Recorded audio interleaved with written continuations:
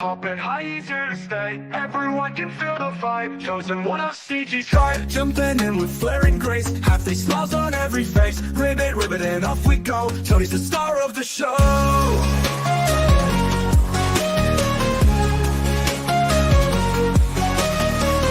Bow down to Tony. He's the frog, our one and only. Chosen one, we've waited so long. Now he's back to right every wrong. Leaping through the streets at night, bringing joy and pure delight. Crowds are cheering everywhere. From Tony's back without a care.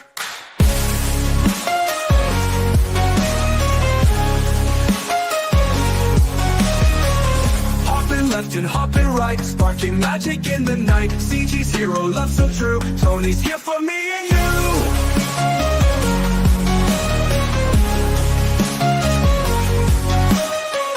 Bow down to Tony. He's the frog, our one and only. Chosen one, we've waited so long. Now he's back to right every wrong. Bow down to Tony. He's the frog, our one and only. Chosen one, we've waited so long. Now he's back to right every wrong. Every wrong!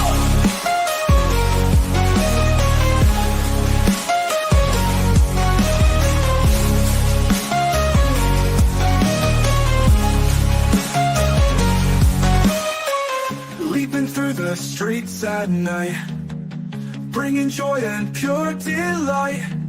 Crowds are cheering everywhere. Frog Tony's back without a care. Hopping left and hopping right, sparking magic in the night. CG's hero love so true. Tony's here for me and you. Me and you. Every wrong!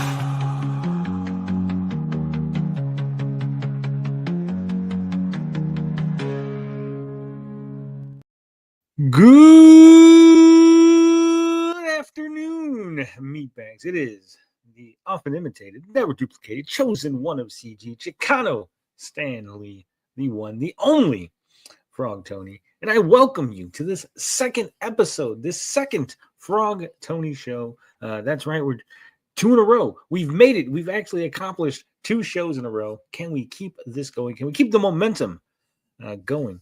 I know last week we had some pretty good momentum. We had like 30 people here watching us the entire way through, and that was even with me ignoring the chat without interacting with any of you guys. You still stayed, you still listened, you still watched, and then afterward more people watched. So I'm very excited by the fact that people are actually watching, interacting with the comment section. People were in the chat watching it live, people watching afterward. I didn't think we were going to get that many people. I'm going to be honest. This is a new sort of thing on the channel, right? Me by myself, solo, not really detracting, not really hitting anything that is of any particular interest to anybody. In fact, you guys don't even know what I'm going to talk about until showtime, right? Until you're sitting there watching the show, you have no idea. Maybe afterward, when you see what I write in the description or in the little title, right? But that's not going to be present for most people after the 5th episode, right? Because 5 episodes free. After that, you got to pay to watch it live. Got to be a member. We have a lot of members.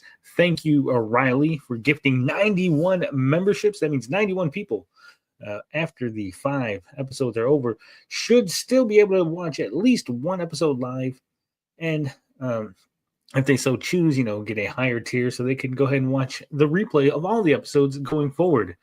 Man, we have a lot to talk about this week. Things have been crazy. In fact, one of the crazy things is the fact that today, the day you're watching this, is Valentine's Day, and this show is not live. That's right. You're watching a pre-recorded video because I am busy doing things. Valentine's Day is for lovers, and Tony is definitely a lover. So I will not be around. You'll not see me anywhere. I won't be on the Twitter. I won't be on the YouTube comment sections. I won't be watching anyone's streams. I will be doing adult things with adult people. which is unfortunate for you guys. But for me, great time to be had. It is a little unfortunate for me. Now, let me back it up just a little bit because it took a while to go ahead and record this, guys. I don't know what it is. Doing this live, seeing the people in the chat, seeing people waiting, seeing people excited, it makes me excited. It makes it so much easier for me to do this. I've fallen in love with streaming and fallen completely out of love with making videos. Sitting here and recording a video, even on a topic that I'm interested in, doesn't have the same appeal, right? Because I'm used to that interaction. I'm used to seeing people in the chat, knowing that there's 100 people, 120, 130, watching that number go up in real time. It's exciting. It makes me feel good. It fills me with a sense of accomplishment. It fills me with a sense of hope. I get excited seeing this, right? It pumps me up. It gets me going. When you make a video, you kind of throw it out there and you just hope that it does well. And I don't have time to watch it all day long to see the numbers go up. I don't get that thrill. I don't get the excitement of watching that number climb higher and higher. I just kind of go after the fact and go, oh, wow, that video reached 1,000 views. It reached 600 views, whatever it is, right? But doing it live has so many more benefits. So this was hard to record. This was took a while, right? Kind of procrastinating on it, but I got it knocked out so you guys can enjoy it. But like I said, we got a lot to talk about. Again, thank you guys for last week. I do appreciate the support. I appreciate all the nice comments. I appreciate the super chats, even though I didn't read them and I'm not going to read them. I do appreciate that you sent them, not paying attention to the format of the show. So that was fantastic. With that said, it has been an interesting week for me. In my personal life, I got to deal with a lot of stuff at work. We got a lot of new people coming in. We got construction going on. There's all kind of shit going on at my work that is just a huge, huge headache for me. When we have people from the outside come in, I actually have to pretend to do work. Usually I just stand around. I'm on my phone. I'm playing, scrolling through Twitter, scrolling through Reddit, things of that nature. But when other people come in, when big bosses from corporate show up, I have to actually pretend to do work. And that's really, really annoying. So that's been terrible all week. But on the other side of it, on the YouTube drama sphere side of it, things are also going a little bit loopy, a little bit crazy. Apparently, there's still nightly therapy sessions going on about me being a bad guy, a horrible guy, a guy who's blamed for everybody's problems, a guy who, if it wasn't for that darn Tony, everybody would just be doing so much better on YouTube. It's so weird that, again, my only crime was not streaming with people, right? Not streaming with people and deciding to stream with only certain individuals like TJ and Finbar and Blinded, people that I trust, people that I know are good, entertaining people. Making that choice somehow was an egregious error, was a fault that people cannot overlook anymore. And Tony needed to be taken to task. One of the funniest thing that I seen that came out of this was a clip that was sent to me where an individual actually said that I should be paying people who jump on my stream. Guys, apparently getting on my panel is like going to work. You're here for like 2, 3, 4, 5 hours, It's like a part-time shift at job. You should be getting paid. I should be paying people to show up, to get clout, to get attention, to get other people to go back to their streams and support them. I should pay them for that privilege. That is so asinine, so ass backwards. I don't need other people. I'm sorry to say this. I'm sorry to break the news to anybody. But the reality is I really don't need anybody to do this. I like having people around, right? I like having TJ there to bounce things off of. It helps me set certain things up. I like to ask questions that I know that he's not going to have the answer to, so that I could give you the fancy answer, a little song and dance going with my approach. But I don't need it. I could do this, like I said, by myself at any time. But it is fun to have other people, to have other perspectives, to hear what others think about things. It's fun to argue. It's fun to discuss things. It's fun to have different opinions and come to different conclusions looking at the same evidence, right? Sometimes people have insights that I don't have. They point out things that maybe I've overlooked or I didn't think that were a big deal that they think is a real big deal, right? So again, it is great to have people show up and hang out with you and have fun.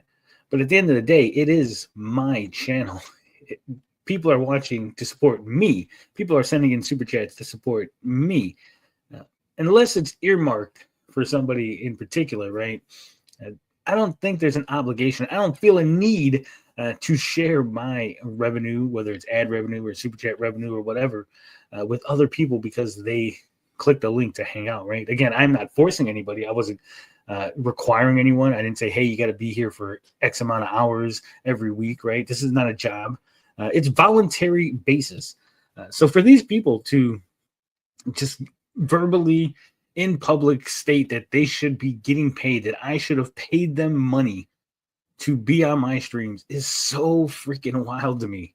So wild. And it really speaks to what this is all about, right? Why the anger is really there. Because again, I'm sorry to say it, I'm not trying to toot my own horn, but I am one of the important people in this sphere, in this sector, right? In this detracting game. When they talk about detractors, they talk about EVS, they talk about Dick Masterson, and maybe they'll throw in Vito's name every once in a while. But my name is right there in the main discussion, right? I'm one of the main people named as a detractor. I came into Comicsgate, into this whole comic book YouTube thing, just kind of, kicked in the door, threw over some tables, made a lot of noise, and people paid attention. They liked it. They liked the attitude. They liked what I had to say. They liked the style of content, and they stayed and watched. And I know a lot of old heads, a lot of old CG people were very upset. I was taking attention away from them. I was getting pats on the head that they wanted. I was getting super chats that they felt they deserved. And that's understandable, right? I can understand if you've been here a while, you've been plugging away at it, you think that you're making a difference, you're making moves, and then turns out that this guy just comes out of nowhere and he gets all the attention, he takes your spot, he's cuts the line. I could see how that would aggravate you. So I understand it wholeheartedly. But again, what I don't understand is the people that came up with me, the people that I brought along for the ride, thinking that they were going to surpass me, thinking that they were somehow more important to this whole thing than me, right? And again, I went away. I had some personal issues that I had to take care of. The possibility of me never coming back was on the table. And I guess that idea was very appealing to a lot of people. I guess that idea of me going away and then someone else being the next Frog Tony, taking that Frog Tony spot, was very, very tempting. And I guess me coming back, was a wet blanket, rained on their parade, shut down whatever momentum they thought they had going. And that's why people have been coming at me for, I guess, the last 2, 3, 4 weeks, right? There was jabs months ago, but the vitriol, the anger has really ramped up in the last couple of weeks. They dragged in other people. They ruined other people's good time. They ruined other people's friendships with other people that are outside of this whole thing. A lot of collateral damage has been done simply to try to get at me. And guys, I'm not going anywhere. I'm not leaving. You could lie. You could tell stories. You could make up things, twist the truth. You could make claims that in your heart are completely false. But none of that matters because no one's listening to you. You don't have any clout. You don't have any pull. And quite frankly, no one believes you because you've been proven to be liars and manipulators this whole time. Right?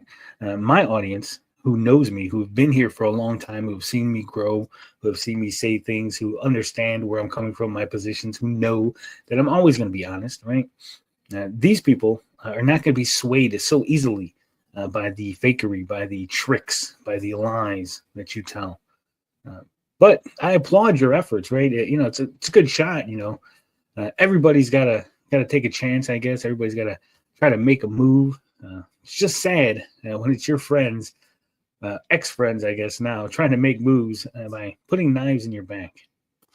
Like I said, it is what it is. I hate that it's come to this. I hate that, people that I used to be cool with are really upset again.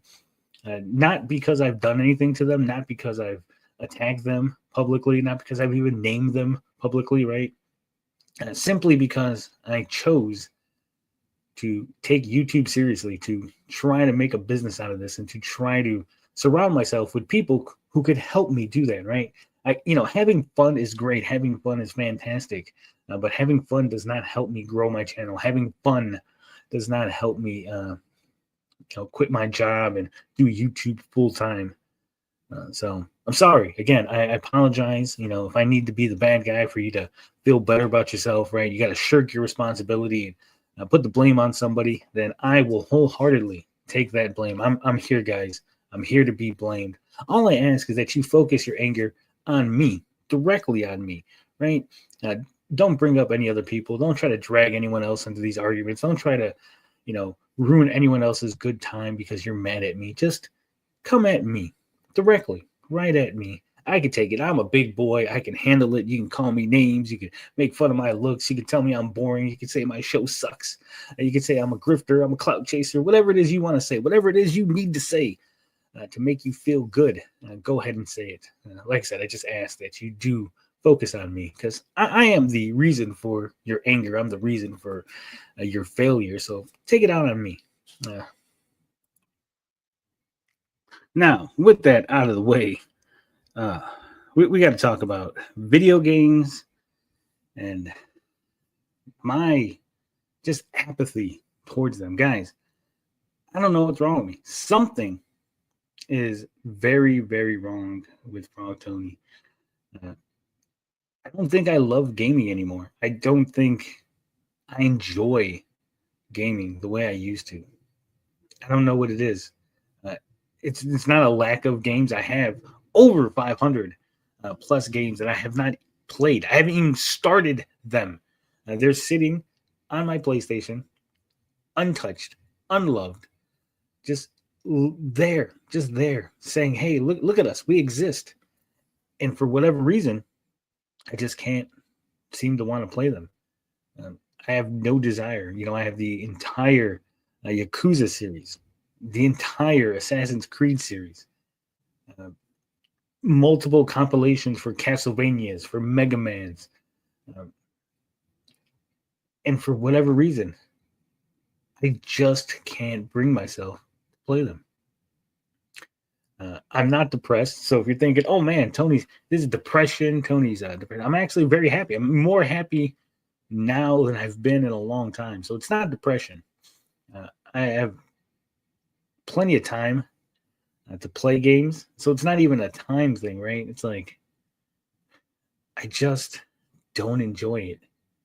I don't even know. I don't know why. I don't know when this happened. Maybe I finally grew up, guys. I think maybe I finally, after all these years, 43 years of life, I finally grown up and outgrown video games, which is sad to think about, right? A hobby that I've enjoyed my entire life, that I would run home after school to play games, thinking about games all day long, sitting there in the hot attic, 100 degrees, no air conditioning, sweating my ass off, just playing my Nintendo and then my Super Nintendo and then my PlayStation,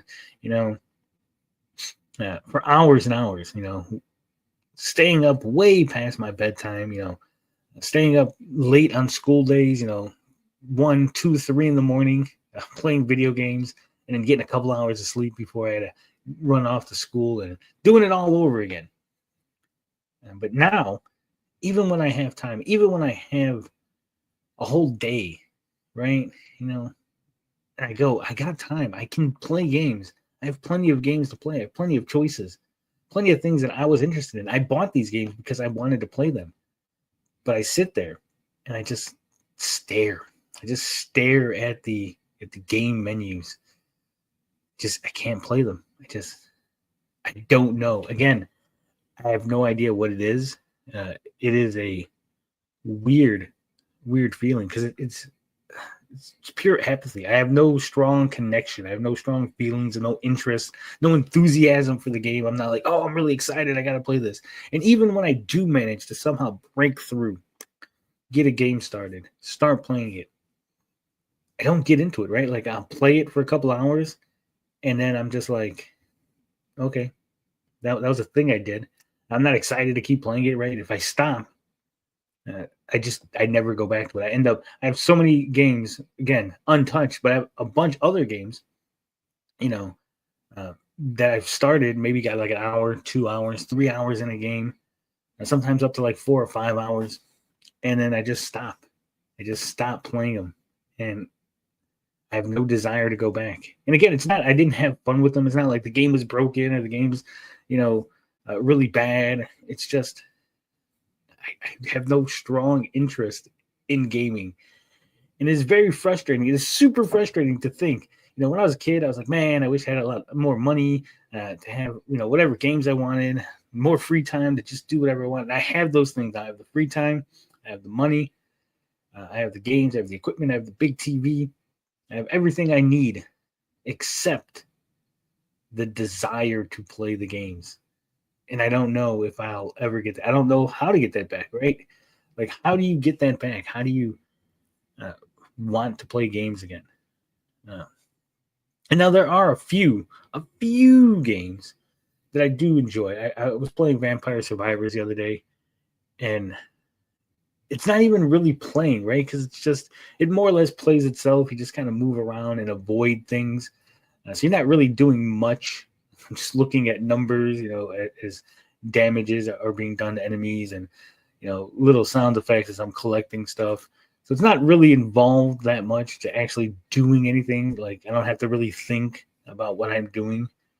So maybe that's why I'm still enjoy that game. But everything else, it is just so annoying, right? If a game does not start and I'm not immediately playing, if I got to watch 20 minutes worth of cutscenes or talking or a bunch of dialogue or tutorials, right? And they go through every 5 minutes. I stop playing, right? I've turned games on where I started them and the game starts talking and then immediately, I just go ahead and turn it off. I just turn it off because it's just not interesting. It's like, I don't want to waste my time. Maybe it's pressure. Maybe that's what it is, right? As I'm talking it out, as I'm, discussing it here, maybe it is the pressure, right? Maybe I'm thinking, I have so much time. I got to get it done. I got to get these games finished. I got to beat them so I can go on to the next one. And maybe it's the idea that I'm not enjoying it. I'm not doing it for fun. I'm like, almost treat it like a job. Like, I have to do this. All right, I got 4 hours of free time today. I got to sit down and play some games and get them done. And then when it's not happening fast enough, it's like, oh man, I'm wasting time. Maybe that's what it is. Maybe I'm putting too much pressure on myself. It's performance anxiety, right? I need like a little blue pill for gaming. Maybe that's the problem. But again, I don't know what is the solution. Maybe one of you guys, can leave me a couple comments, tell me something, help me out here, because really I don't have any idea, any clue as to how to fix this problem. I have the games, I have the hardware, I have the time. I just don't have the desire, right? I will find myself watching YouTube or Netflix, or scrolling Reddit, and that seems better than actually playing games, as sad as that sounds. And again, I don't know, am I old? Did I outgrow gaming? Do I got to get rid of the other social media? Do I got to turn all the social media off so that way I just have games, right? Because when I was a kid, that's all I had, right? All I had was games. There's no Reddit. There was no Twitter. There's no YouTube, social media. If it wasn't a certain time of the day, there was no cartoons on. I didn't have access to cartoons 24 hours a day, watch whatever movie I wanted at any time. So maybe Having other options is what's doing it in. That could be it, right? I don't know. It is just, like I said, it's almost, I'm not depressed, which is, that's the thing. I'm not depressed, but it is depressing to think that I have these games and I'm not playing them. It is depressing to think that I could be playing games, except I don't want to. I don't know. I don't know what it is. I got to figure it out because again, I have like 3 games in my catalog that I have to get to make reviews, and I can't even bring myself to do that. Right? I have games that were given to me for review purposes, and I can't even bring myself to play those games to knock out reviews and to fulfill that obligation. That's how apathetic I am to gaming now. It is a mystery. Hopefully I get it solved. And because man, 2 years ago I finished like 104 games in a year. Last year, we had a little controversy, but I think last year was like 50 some games, or was it 30? Was it okay? So 2 years ago, 100. A year ago, 54. Last year was like 30. Okay, that's what it was. Yeah, man, even that has gotten less and less. That 1 year, man, I knocked out those 100 games. I was excited, jazzed. Now I think I'm on like 1 game. I think I beat 1 game this year so far. So I'm on track to get 6 games, maybe, beaten by the end of the year, which is a sad, sad number. I don't know. Maybe I gotta get a second hobby, and so I don't like that hobby anymore. So I get aggravated with that hobby. So then I have to take a break from that hobby to play video games. Maybe that's what it is. Or maybe I do have to just come to the sad realization that I just don't want to play games anymore. That I'm just no longer a gamer. I have to, hang up my controllers and just give it up and just say, hey, I'm not a gamer anymore. I'm no longer a hardcore gamer. I'm no longer a casual gamer. I'm a maybe once in a blue moon gamer, if that. That's a sad, sad realization. So yeah, hopefully you guys can help me to get out of this funk, to get out of this, whatever it is, so I can break through and enjoy gaming again. All right, enough with that depressing talk. On to something more exciting, more fun. I got this comment here. From MIDI Music. It's an old time fan of the channel, someone who's been around for a while. He left this comment. We're gonna skip the first and last part of the comment. We're just gonna focus on the middle, the meat of this comment, because that's the important part.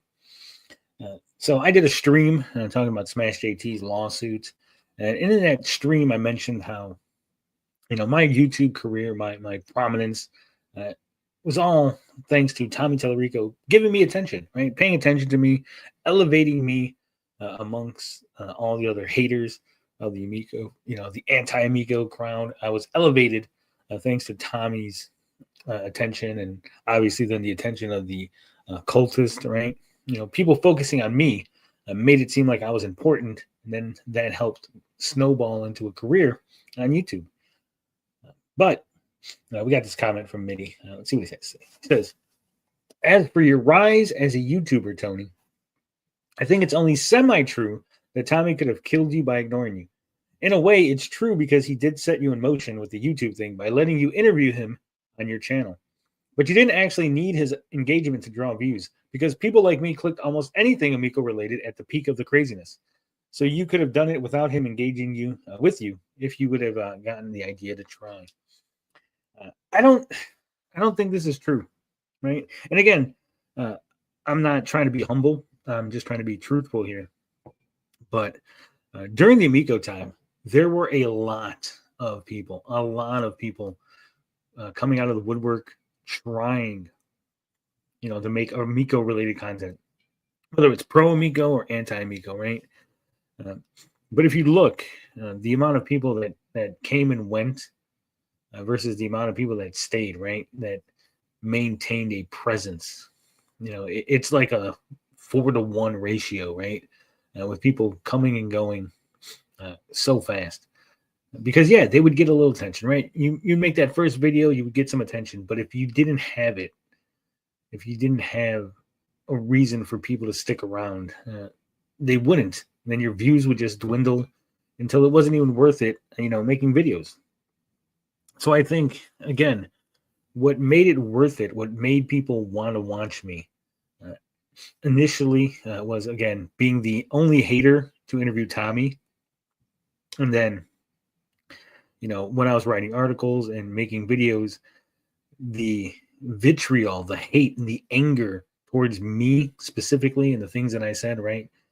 There was a lot of other people. There was a lot of other people who were quote unquote haters, but they didn't get the same ire or the same attention that I got. And again, I think that helped elevate me. Even if I was a little bad on the mic, even if I wasn't as entertaining as I am now, right?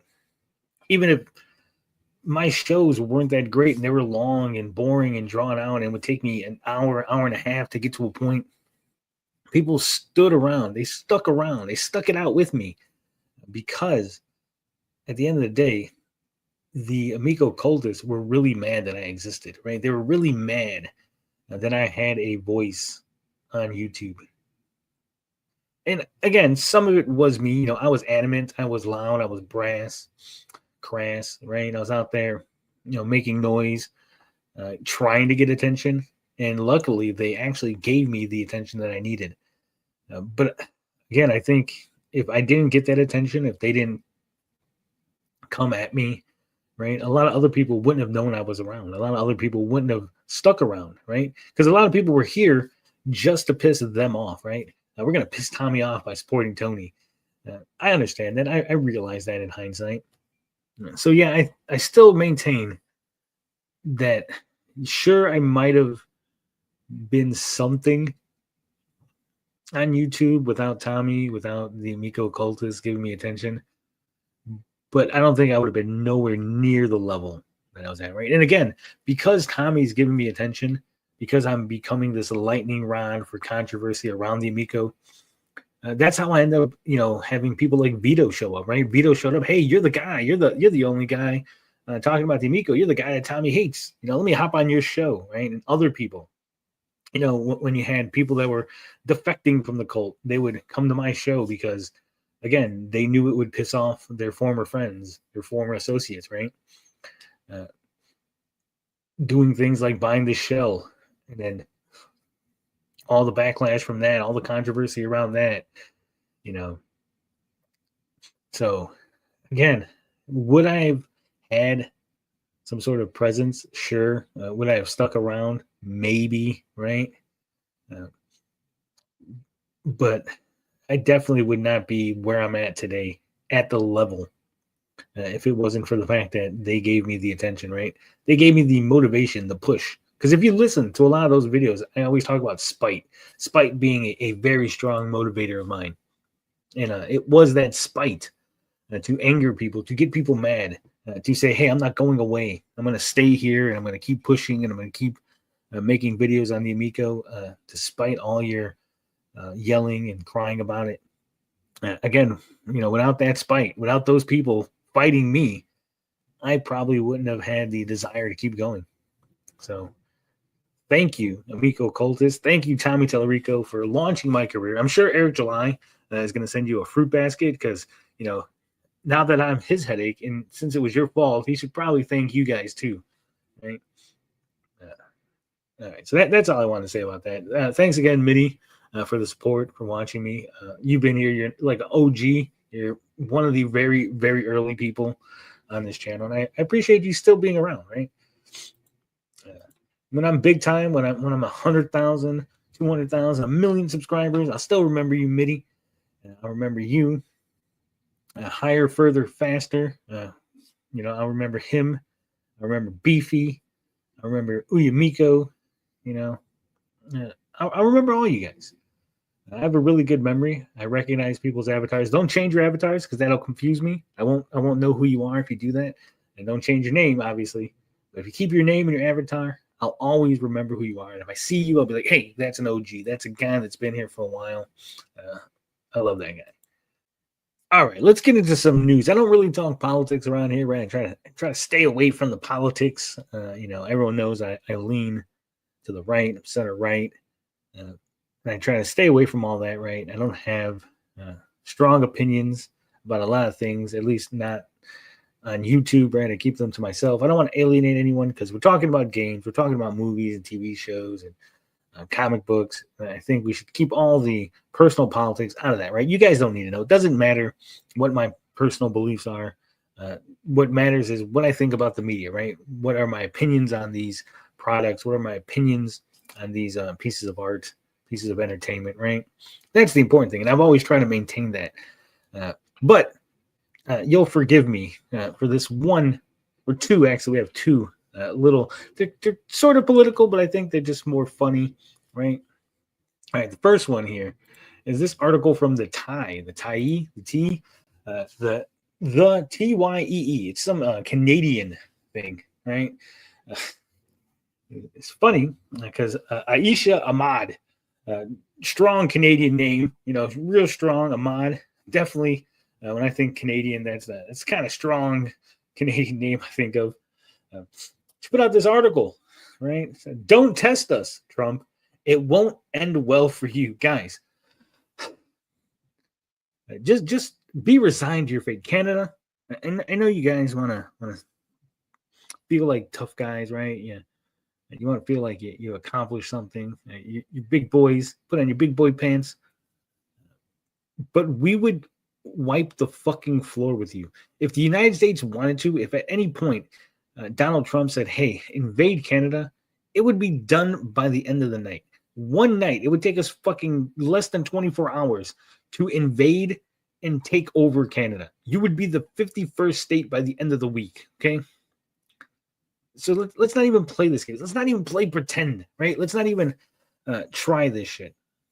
But this article, right, and we're not going to read the whole thing, but this article is basically saying that, hey, if the United States invaded us, sure, the U.S. would kick their Canadian asses, up and down the street. But the insurgency, guys, the insurgency, the Canadian insurgents fighting on the streets of Canada against the occupying U.S. force, that would ultimately win them the war. Eventually, someday, in the far future of this Canadian invasion, we would have to retreat. The U.S. would have to just pull out and cut their losses, as Canada just does not give up willingly. This is insane, fucking retarded thinking, guys. Okay, so the examples that are used in this are like the French, resisting the German occupation, Vietnam, obviously, the insurgents in like Muslim countries and stuff like that. The difference, guys, between those situations and the U.S. occupying Canada is in those situations, there was a vast difference in culture and political alignment, right? The Nazi Germans occupying France were Nazis, right? And that was not exactly what the French government was about, right? See, the U.S. and Canada, we're pretty much neck and neck. We're very democratic. We're very similar on a lot of issues. Culturally, physically, spiritually, we're not that different, you and I, right? So the idea that a lot of Canadians would just fight, right? They fight us off. We're not going to really do anything. We're just going to go in there, improve your lives. And I'm pretty sure most of you will be happy for it, right? Again, there'll probably be an initial little anger, right? Oh, how dare you invade us? And then when you go, oh man, look how great the country's going. Look how great our lives are. You'll be wishing that it had happened sooner, right? Sure, there'll be some backwater Canadians that are insurgents, right? And then after we take you guys out back and put two in the head, that'll be the end of that, right? I don't think there'll be a long, drawn-out insurgency amongst the Canadians, right? It'll be a quick, short little war, followed by a couple of months of unrest until you guys figure out that this is the best thing for you.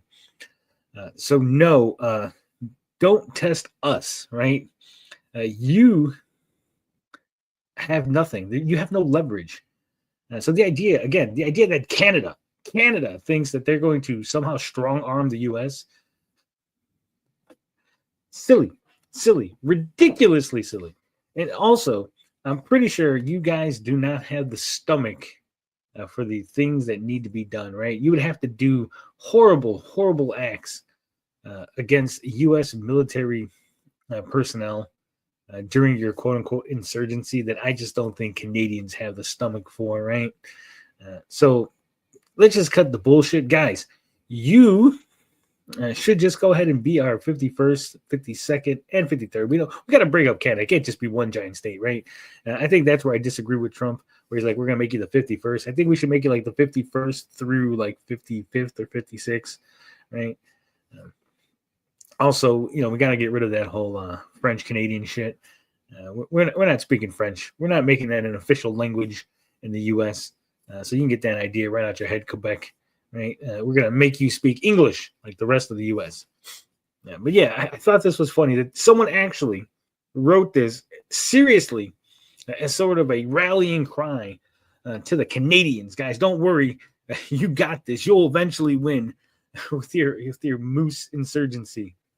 The ridiculous, just utter ridiculousness. And I have Canadian friends, right? I have Canadian friends, Aaron, Blinded, a couple other people, right?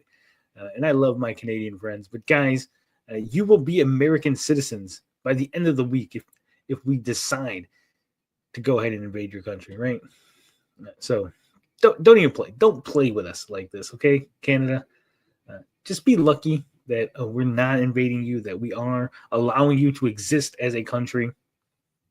Because if we want to, like that, you'll be ours. Okay.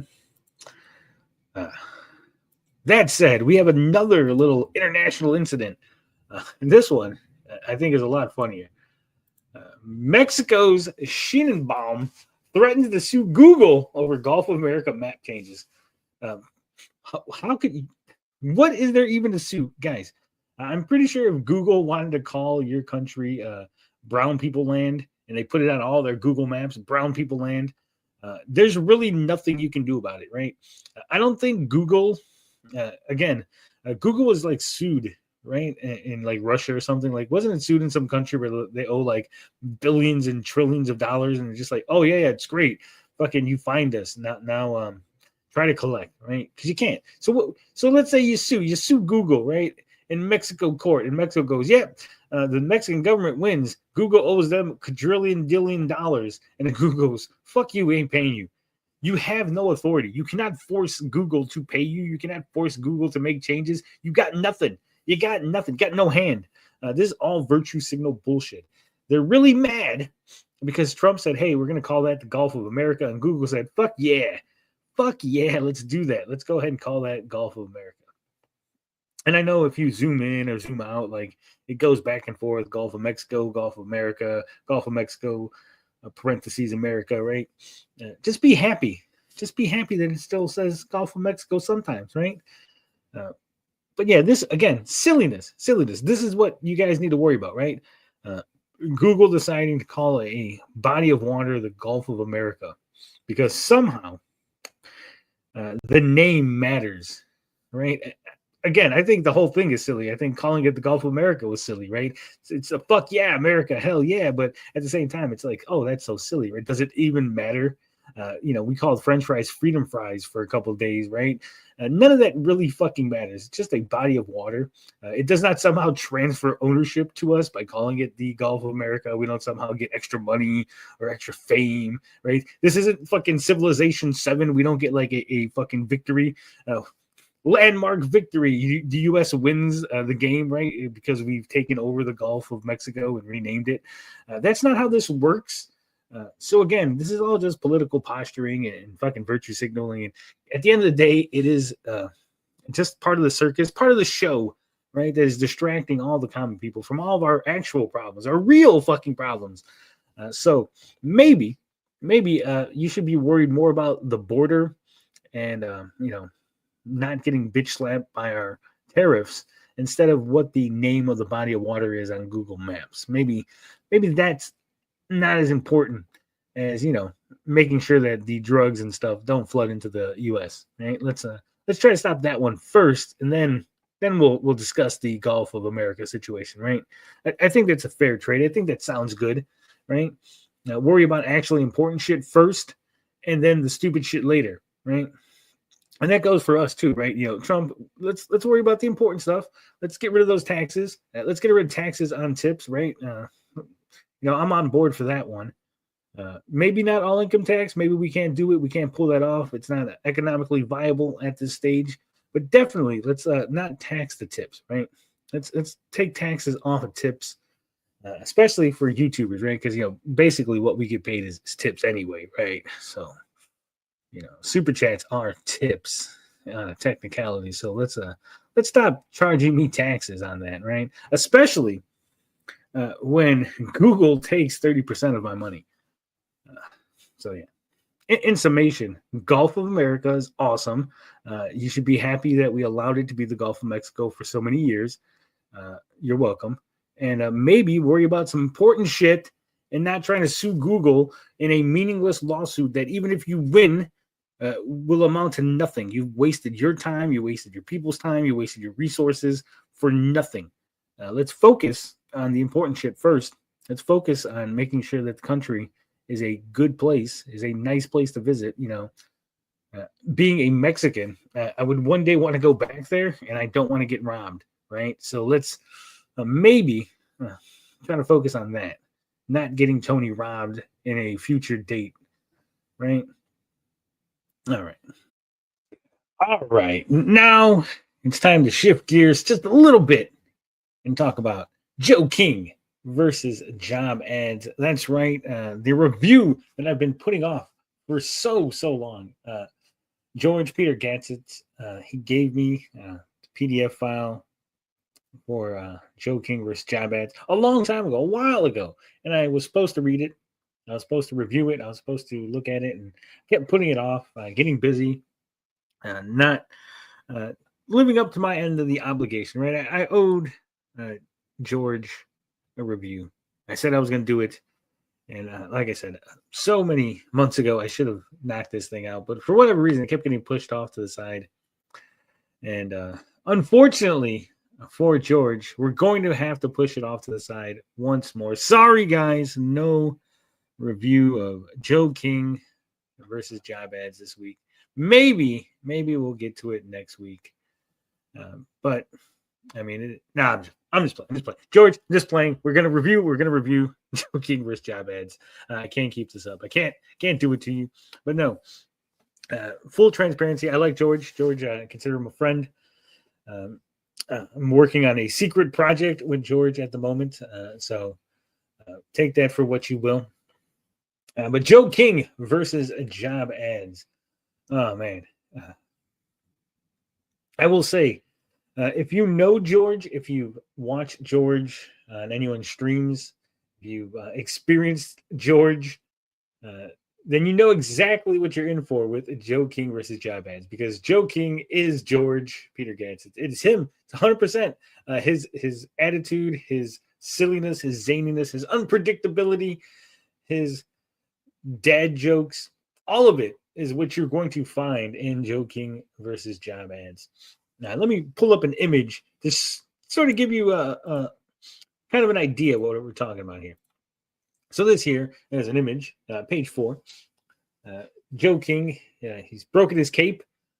He's got to get his cape fixed. He's got to get to the North Pole for Santa to fix his cape. As you can see, that is little Nemo's mom. Little Nemo, Little Nemo from Dreamland. That's his mom, by the way. And she says, "Oh, my, are you okay? Do you need help?" Joe King says, "I'll be okay. It's only my pride that hurt. Darn, the cape is broken. Only thing left is to hitchhike." And that's daytime. he's out there hitchhiking. And then next panel, we got Joe King still outside hitchhiking. It is nighttime. And from the house, we hear Nemo's mom once again go speaking. She goes, Joe, we're sitting down for dinner. You want to join us? Joe responds, don't worry about me. I think I see a car coming. Wait, it's a van. No, a truck. I need a job. George stole this joke. Guys, this is from the classic Steve Martin movie, The Jerk. This is literally what happens. Steve Martin's character is leaving the family, taking off, and goes outside to catch a ride to hitchhike. And literally the exact same joke where he's outside hitchhiking, and then from inside the house, they're talking about him. It's a little more elaborate. They talk about Steve Martin's character and how they're going to miss him. And then they just look out the window and you can just see him. He's right outside the house. He's still in front of the house waiting to get picked up. George doesn't quite lift the joke one for one, but he does lift it pretty well. It's a nice little homage, I guess, right? We're going to call it an homage to the joke. But the story of Joe King versus Job Ads is Joe King is looking for his wife, his family. They're missing. They went through a portal. Joe King follows them, ends up with little Nemo. Then, as we've seen, he breaks his cape. So now he's got to get his cape fixed in order to find his family. But in order to pay for his cape to get fixed, he's got to take jobs. And that's where the job ads come in. And Joe King takes on various jobs that a superhero might take, you know, being a sidekick, catching villains, fighting people, assisting other heroes.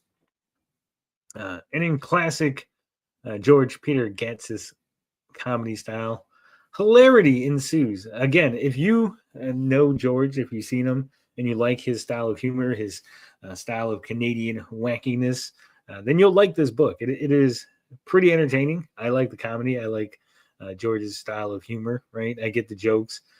Some of them are almost anti-jokes, but still they work for me. Your mileage might vary. You might not find them as funny. There is some almost what the heck moments in here. Things happen sometimes. They just happen and just never mentioned again. Just kind of that's a thing that happened. And we're off to the next scene, off to the next page, the next sequence of events. Like I said, that is the unpredictable nature of this comic. It's funny that way. Again, there are jokes, there's callbacks, references to other things. We'll give you another example here. See, Joe King, he was helping Dr. Bannister with an experiment. And then Joe King absorbed all the radiation. And look at that. He became like the Hulk. It's like that classic Hulk cover, with Banner in the foreground and then the Hulk looming over the background. But in this case, it is Joe King who has absorbed the radiation and turned into a green version of Joe King with a purple cape. So yeah, like I said, a lot of references to comic books, to lore, to stuff. There's another good one, and hopefully George won't get mad for me showing this, but there's another little reference where after Joe King gets his cape fixed, he's still looking for his family, and starts taking up jobs, defeating supervillains and things like that. And of course, he runs into a red version of Joe King with a blue cape. And they pose in a very classic superhero pose. Let me scroll. I got to scroll all the way down to it because it's pretty far in. So again, hopefully George doesn't mind me showing this off. But I do love the image. It is a fantastic image. Homage, stolen. I don't know. You can choose how you want to see this. But again, this is the classic Spider-Man versus Superman cover. Red Joe King filling in for Spider-Man, blue Joe King filling in for Superman in this classic cover. Now the art is good. It works. I like it. It works well with the humor. You might not like it. Again, your mileage may vary depending on your preference for the art. I would say it's not for everybody. It does have a kind of almost coloring book look to it, like a colored in coloring book, if that makes sense, right? Some of the backgrounds, a lot of rendering, a lot of, I don't want to say 3D assets, because I know George uses a lot of photos and stuff and renders and then runs things through AI, and he does all of his fancy computer stuff to get his images and layers of coloring and stuff. He showed us the process for like a swirl, and it was like so many layers. Like it was just ridiculous. Like what George does to the images to get them to look like this is insane, right? It's almost over engineered in a way, right?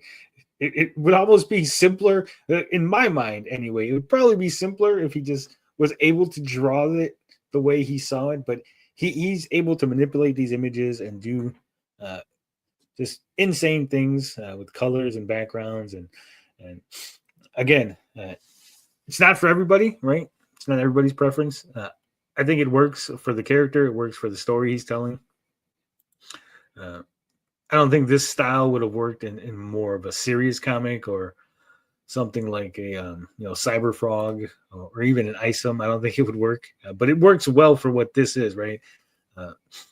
A silly, wacky, almost Saturday morning cartoonish Acme superhero story.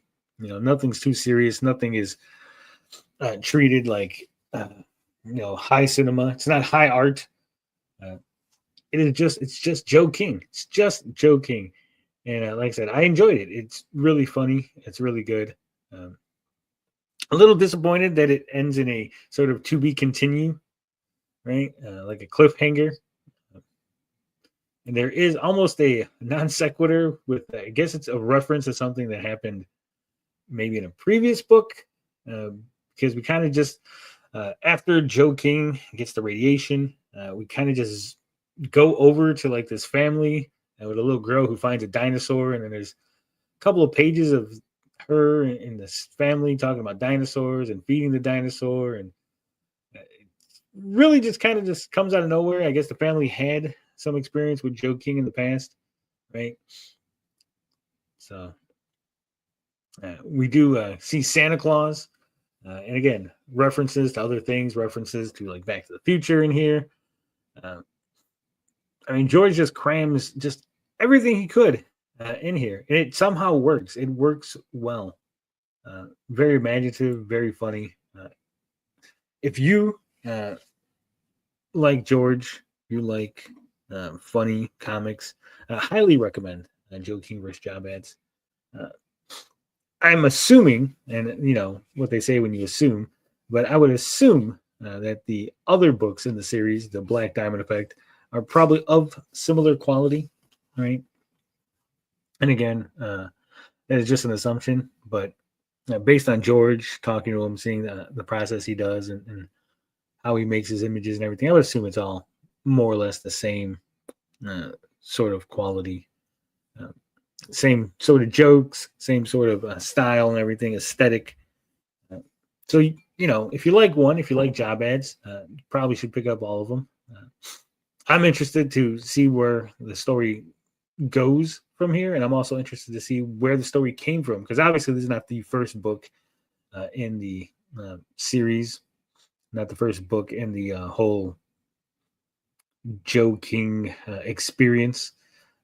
So I just might go back and buy all of them and get the full Joe King experience and learn everything about the character, and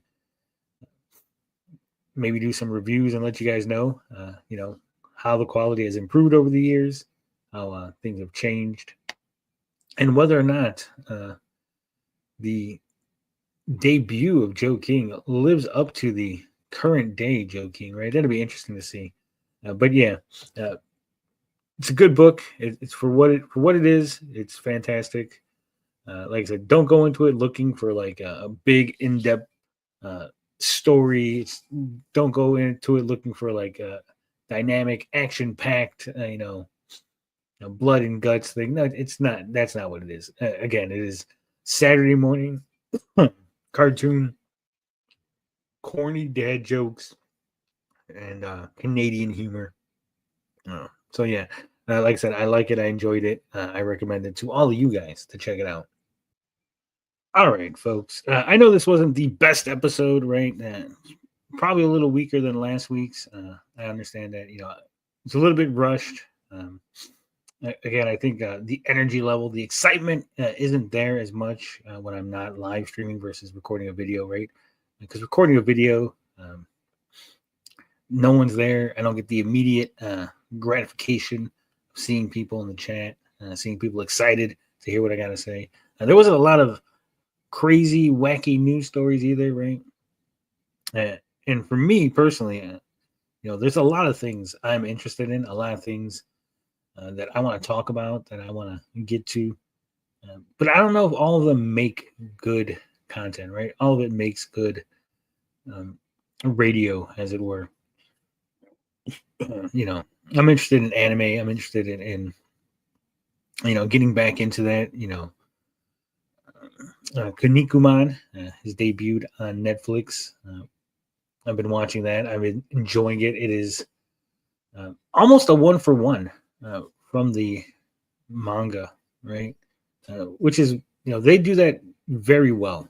And I don't know if it's because the style of comic, right? Because manga just naturally translates well to animated series, right? They got it down so packed. The style, the pacing, and everything, it just translates 1-to-1 very well. Where comic books, I feel like they don't. I feel like it's almost a different art. It's almost a different medium, right? Manga and comic books, American comic books. I feel like the pacing, the scripting is different. What you show, the amount of action, the amount of space in between actions, right? I think is vastly different from a manga. I think that's where they have the advantage, right? I think it's a lot easier to take a manga, right? Because people always complain about, like, why don't they just make it 1-to-1, right? Just take the comic book and make it 1-to-1 into a movie or an animated show or something, right?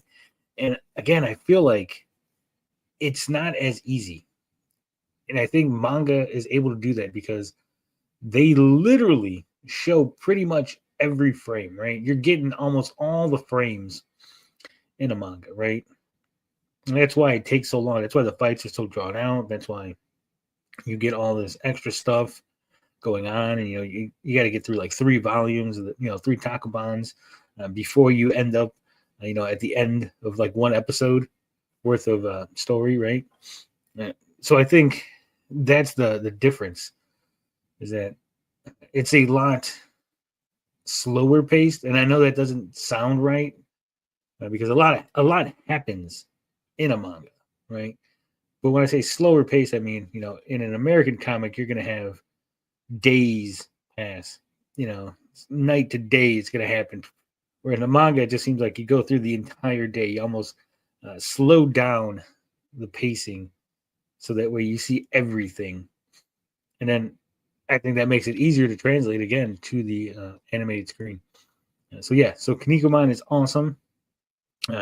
I'm loving it. I'm loving the action. I'm loving that they didn't censor it. They didn't pull back. They didn't make it a more PG show, because originally, when the original version of Kinnikuman became an anime, they did dumb it down. They did PG size it, right? I don't know if it was because standards practices back then. Again, it was released in Japan, obviously, first, before it came to America, before we even knew it existed. And it was already changed and altered as far as, the content and some of the extra stuff. There's some filler in there, and they changed the ending, and some of the characters, like motivations and things, get changed. And again, I don't know if that was done in order to appease, the TV audience, if it was done to appease rating boards or whatever. But this version, this new series that came out, which follows not the current arc, right, but it's like 3 arcs behind the current arc, because you had the original Kinnikuman that came out, ended, and then you had the sequel series, which we know in America as Ultimate Muscle. Then that ended. Then they had a follow-up series, which was like a tag match where like the future characters from the sequel series and the original characters teamed up in some like wibbly wobbly timey wimey shit. And then they went back and did a follow-up series to the original series, which I guess would timeline wise takes place before the sequel series, right? So they like made an in-between series. And then that one is on like its third arc in the manga, but we're getting the first arc of that revival, reboot, whatever you want to call it, series. And again, it is fantastic. It's great. They do set it up so the first episode will kind of catch you up, bring you up to speed as to what you need to know. So if you're like fresh into Kinnikuman and you don't know anything about it, they bring you up to speed. And then it's like episode 0. It's not even called episode 1. It's labeled episode 1 on like Netflix, but like the actual title is like episode 0. And that just catches you up onto what's going on, who these people are, what's the world like, you know. And if you're not familiar with it, it is a wrestling, and I use that term loosely, wrestling-based anime / manga. In the original series, it's more grounded. Well, strike that. In the original series, it started off as an Ultraman parody that eventually got grounded down to a more wrestling-focused series. And the wrestling was not over the top. It was not too crazy, right? Even though you had these super-powered super beings, right? The wrestling was still sort of realistic, right? For the most part. I mean, there was one-off characters that might have like, be made of sand. There was a character that you could go underwater, had gills and stuff. And those were a little wacky, a little out there, but most of it, the main characters were just normal people. They would just do normal sort of wrestling, maybe a little exaggerated stuff, extra high jumps, extra high suplexes and stuff like that. But it was still more or less normal. Now we've passed the Rubicon and things are just wacky and insane and crazy. And it's fantastic. So it's still wrestling, but in the loosest sense, because it's a lot of like special moves, special abilities, craziness happening, people turning into shadows, people being made out of water faucets and shooting water everywhere. And just, like I said, it's crazy, it's wacky, but I love it, and it's fantastic. So I'm watching that. I'm loving that. If that sounds like something, I can go back and we could do an actual, like episode by episode review, with images and stuff like that. If that's what you're interested in, if you guys would actually watch that, that's the thing. I could do that. I could go and spend all my time doing that. And maybe people outside of the main audience might watch it. And, but really, you guys, the main audience, the people that are here, I want to know if you guys are going to watch it. Because if you guys ain't going to watch it, then I almost feel like it doesn't belong on the channel, right? I almost feel like if you guys don't want to watch it, if you're not interested in that kind of content, then I should just make a new channel where I talk about anime or something, right? Same thing with like wrestling content. I really want to talk about wrestling content. I want to talk about, the current WWE stuff. It's on Netflix now. I'm able to watch Raw and stuff like that. And, I'd be really interested in talking about that. But again, you guys aren't going to watch it. If you aren't interested in it, then again, I feel like I just might as well make a new wrestling channel or just not bother. Just, hey, if I'm going to talk wrestling, I'll just go over to Aaron's and talk about it over there, right? Because again, I want this channel to grow. I want things to happen. And I know with YouTube, if you're talking about crazy stuff, there's all kind of, different areas, wrestling, anime, games, comic books and stuff. The audience is going to be so divided and that it's going to hurt you in the algorithm, right? Because if you got 100 subscribers and 20 of them are anime fans, so they watch the anime stuff but don't watch anything else, that looks bad because then YouTube is like, oh, that's 20 people that are not watching. 20 of your subscribers aren't interested in the majority of your content, right?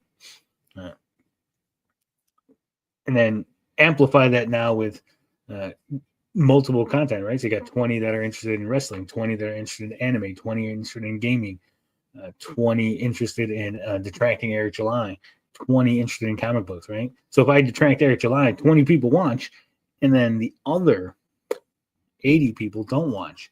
That's really detrimental to the channel. So again, it's almost better to have a second channel that 20 people watch, but you get all 20 people watching it, because then YouTube's like, oh, everyone that subscribed likes your content, they're watching it. Maybe we should recommend this to other people.